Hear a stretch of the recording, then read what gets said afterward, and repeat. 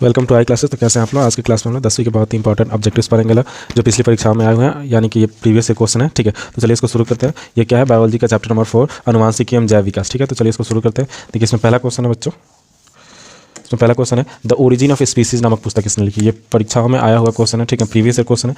तो ये क्या है बच्चों? डार्विन ने लिखे थे, है ना, डार्विन। अगला क्वेश्चन देखते हैं, कह रहा है इसमें मनुष्य में कितने जोड़ी गुणसूत्र पाए जाते हैं? मनुष्य में गुणसूत्रों की संख्या कितनी होती है? 23 जोड़ी। ठीक है, और सिर्फ गुणसूत्रों की संख्या पूछे तो 46 होगा। ठीक है, और गुणसूत्रों की संख्या इसको क्रोमोसोम्स कहते हैं। ठीक है, अगला क्वेश्चन है, कह रहा है कि कीटों के पंख चमगादड़ के पंख किस तरह के अंग हैं? तो कीटों के पंख और चमगादड़ के पंख एक दूसरे समृद्धि अंग है। ठीक है, तो ये समृद्धि अंग कहेंगे जाएंगे इसको। ठीक है, अगला क्वेश्चन देखते हैं, जीन शब्द की प्रस्तावना किसने प्रस्तुत की थी? वॉटसन, वैंडन, मेंडल, इनमें से किसने? तो जीन शब्द की संरचना तो जॉनसन ने किया था, तो जॉनसन तो इसमें है ही नहीं, तो इनमें से कोई नहीं। ठीक है, अगला क्वेश्चन देखते हैं, कौन सा वैज्ञानिक मेंडल के नियमों की पुनः खोज से संबंधित है? कौन सा वैज्ञानिक? तो वो सार्मग। ठीक है, ये वाला क्वेश्चन। अगला क्वेश्चन देखते हैं, कह रहा है इसमें गुणसूत्र बने होते हैं। गुणसूत्र क्या क्या चीज़ से बने होते हैं? डीएनए से, डीएनए और आरएनए से, डीएनए तथा प्रोटीन्स व आरएनए। तो इसका सही आंसर होगा डीएनए तथा प्रोटीन्स व आरएनए। ठीक है, नेक्स्ट क्वेश्चन देखते हैं। इसमें कह रहा है कि कोशिका में अनुवांशिक पदार्थ है। तो कोशिका में अनुवांशिक पदार्थ क्या होता है बच्चों? वो होता है डीएनए। ठीक है, अगला क्वेश्चन देखते हैं, जीन शब्द किसने प्रस्तुत किया? जीन शब्द किसने प्रस्तुत किया था? जॉनसन ने। ठीक है, पहले ही क्वेश्चन मिला था ये। ठीक है, अगला क्वेश्चन है, मलेरिया उत्पन्न करने वाला मच्छर मादा एनोफिलिस किस तरह के जल में उत्पन्न होता है? तो मलेरिया उत्पन्न करने वाला गंदा जल में, जबकि डेंगू वाला जो होता है वो साफ जल में होता है। ठीक है, प्योर वाटर। डेंगू उत्पन्न करने वाले मच्छर किस तरह के जल में उत्पन्न होते हैं? तो डेंगू जो उत्पन्न करते हैं वो होते हैं साफ जल में। ठीक है, मलेरिया वाले याद रखिएगा गंदा जल में होते हैं। ठीक है, अवशेषी अंग का उदाहरण है, अवशेषी अंग का उदाहरण है कर्ण, पल्लव की पेशी, पुच्छ, कशेरुकायन, निषेक पटल, इनमें सभी। अवशेषी अंग क्या होता है? जिसको हमारे लाइफ में अब कोई यूज़ नहीं रह गया। ठीक है, फिर भी हमारे शरीर में अभी पड़े हैं। समझात अंगों के उदाहरण है, समझात अंगों के उदाहरण है हमारा हाथ तथा कुत्ते के अग्रपाद, मतलब पहला वाला आगे वाला फुट। अगला क्वेश्चन है, विकासीय दृष्टिकोण से हमारी किससे अधिक समानता है? विकासीय दृष्टिकोण से तो हमारी अधिक समानता चिंपैंजी से है। ठीक है, ये याद रखें, चीन के विद्यार्थी से नहीं, चिंपैंजी से। अगला क्वेश्चन है, लैंगिक जनन के उपरांत संतानों में अलैंगिक जनन की अपेक्षा। अच्छा, इसमें थोड़ा सा एरर है। लैंगिक जनन के उपरांत संतानों में विभिन्नता अलैंगिक जनन की अपेक्षा होंगी। विभिन्नता जो होती है अधिक होती है। लैंगिक जनन से विभिन्नता क्या होती है? अधिक उत्पन्न होती है अलैंगिक की अपेक्षा में। नेक्स्ट क्वेश्चन देखते हैं। इसमें कह रहा है, मेंडल ने अपने प्रयोग के लिए किस पौधे को चुना? मेंडल ने अपने प्रयोग के लिए किस पौधे को चुना था बच्चों? तो वो किसी को पता है? मटर। मेंडल का पूरा नाम था Gregor John Mendel. Next question देखते हैं, कह रहा है कि फ्रेडरिक मिशन न्यूक्लिक नाम किसे दिया? तो वो नाभिक अम्ल को, है ना, न्यूक्लिक मिस होता है ये, न्यूक्लियस मिस नाभिक। अगला क्वेश्चन देखते हैं, किसने प्रमाण दिया कि जीन गुणसूत्र का भाग है? किसने प्रमाण दिया कि जीन गुणसूत्र का भाग होता है? 1928 में ग्रिफिथ, 1909 में जॉनसन, 1902 में टी बॉवेरी एम W.S. सटन। यही है सही आंसर। क्या है? 1902 में टी बॉवेरी एम सटन। ठीक है, अगला क्वेश्चन है, प्रत्येक गुणसूत्र का 2 कुंडलित धागों का बना होता है अर्धसूत्रन कहते हैं, अर्ध गुणसूत्र। अगला क्वेश्चन देखते हैं, प्रत्येक गुणसूत्र 2 कुंडलित धागों का बना होता है, जिसे कहते हैं, क्या कहते हैं? अर्ध गुणसूत्र। देखिए अगला क्वेश्चन देखते हैं, वे अंग जिनकी उत्पत्ति तथा मूल रचना में तो समानता होती है, परंतु कार्य के अनुसार उनकी बाह्य रचना में परिवर्तन हो जाता है। ठीक है, क्या होते हैं? तो ऐसे अंगों को क्या कहा जाता है? समजात अंग कहा जाता है। ये चीज़ आपको याद रखनी है, जिनकी बनावट या उत्पत्ति के आधार पर तो सेम होते हैं। देखिए, बनावट या उत्पत्ति के आधार पर सेम। समजात अंग का परिभाषा समझिए, ऐसे अंग जो बनावट या उत्पत्ति के आधार पर तो सेम होते हैं, परंतु उनका फंक्शन मतलब कार्य क्या होता है? अलग अलग होता है। तो वो वैसे अंगों को क्या कहते हैं? समजात अंग। ठीक है, अगला क्वेश्चन देखते हैं, शरीर में भोजन का पचना किस प्रकार की अभिक्रिया है?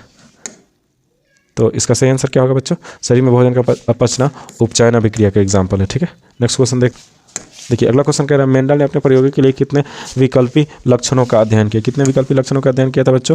5। ठीक है, नेक्स्ट क्वेश्चन देखते हैं,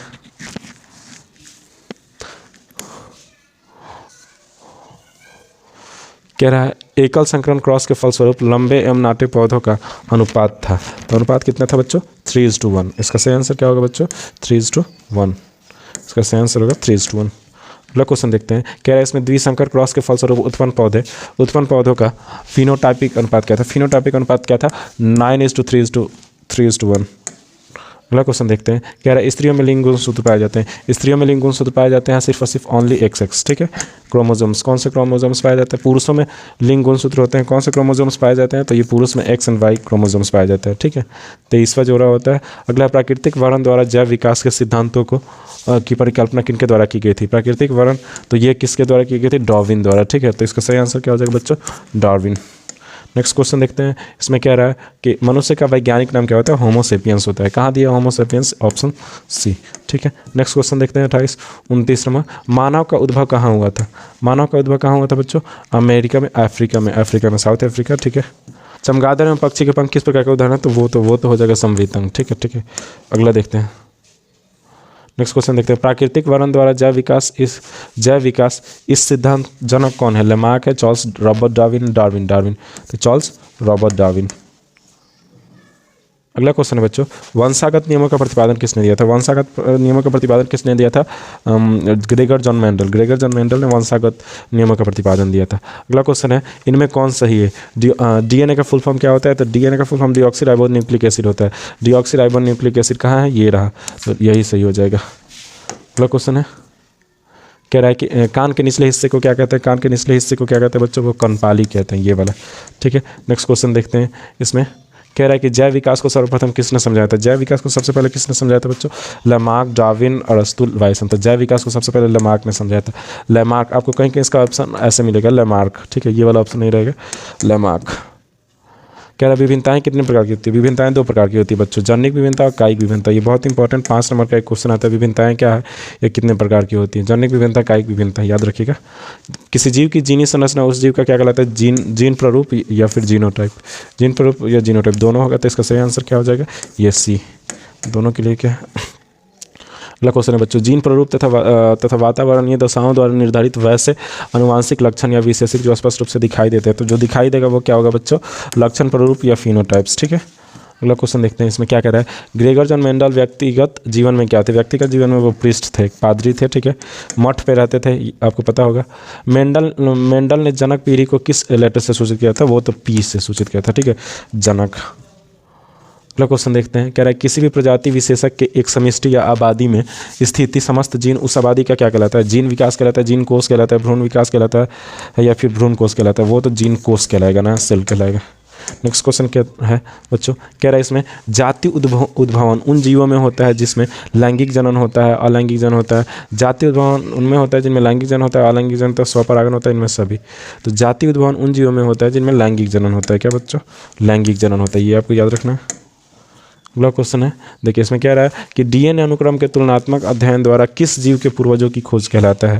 तो आणविक जातिवृत्ति कहलाता है किसी जीव के। अगला क्वेश्चन है, अनुवांशिकी का पिता किसे कहा जाता है? अनुवांशिकी का पिता किसे कहा जाता है? ग्रेगर जॉन मेंडल को कहा जाता है। अनुवांशिकी ये मेंडल, इसमें ऐसे रहेगा, तो थोड़ा सा इसमें एरर है। अगला क्वेश्चन है, कह रहा है किसके मतानुसार जीवों में प्रजनन के द्वारा अधिक से अधिक संतान उत्पन्न करने की क्षमता उत्पन्न होती है?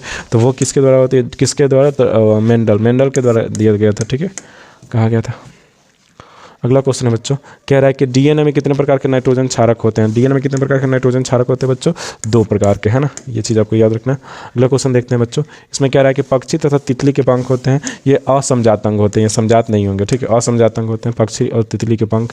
किसी जीव की जीनी संरचना क्या कहलाती है? जीव की जीनी संरचना क्या कहलाएगी? जीन प्ररूप या जीनोटाइप कहलाता है, ये रहा। ठीक है, अगला क्वेश्चन देखते हैं 49, क्वेश्चन 49, जीव विज्ञान की वह शाखा जिसके अंतर्गत विभिन्नता तथा अनुवांशिक अध्ययन किया जाता है क्या कहलाता है बच्चों? क्या कहलाता है? अनुवांशिकी कहलाता है। ठीक है, नेक्स्ट क्वेश्चन देखते हैं बच्चों, इसमें कह रहा है अगला क्वेश्चन, अफ्रीकी मानव का सबसे निकट संबंधी है, तो वो क्या है बच्चों? अफ्रीकी मानव का चिंपैंजी। क्या है बच्चों? चिंपैंजी। इसी के साथ ये क्वेश्चन सीरीज क्या होता है? समाप्ति। पिछले परीक्षाओं के यानी कि प्रीवियस ईयर के क्वेश्चन आंसर है। ठीक है, तो चलिए नेक्स्ट चैप्टर का वीडियो अपलोडेड है। आज के लिए इतना ही।